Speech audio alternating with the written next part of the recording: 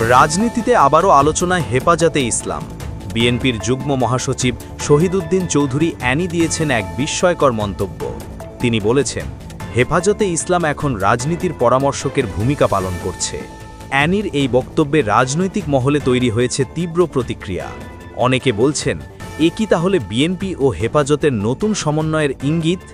শুক্রবার রাতে লক্ষ্মীপুরে হেফাজতে ইসলামের নতুন কমিটির পরিচিতি সভায় বক্তব্য দেন অ্যানি। সেখানে উপস্থিত ছিলেন কেন্দ্রীয় যুগ্ম মহাসচিব আজিজুল হক ইসলামাবাদী এবং স্থানীয় হেফাজত নেতারা। অ্যানি আরও বলেন, হেফাজত রাজনৈতিক দল নয়, তবে সমাজের অভিভাবক। তাদের পরামর্শ আমরা গুরুত্ব দেই। তার এই বক্তব্য সামাজিক যোগাযোগ মাধ্যমে ছড়িয়ে পড়তেই নানা প্রতিক্রিয়া শুরু হয়।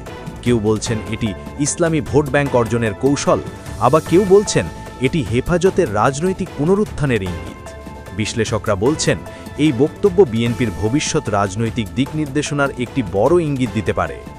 তবে প্রশ্ন রয়ে যায়, হেফাজত কি সত্যিই রাজনীতিতে পরামর্শকের ভূমিকা নিতে যাচ্ছে, নাকি এটি কেবল নির্বাচনের আগের রাজনৈতিক কৌশল?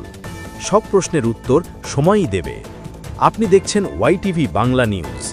সাবস্ক্রাইব করুন, নতুন নিউজ আপডেট পেতে ঘণ্টা চিহ্নে ক্লিক করুন।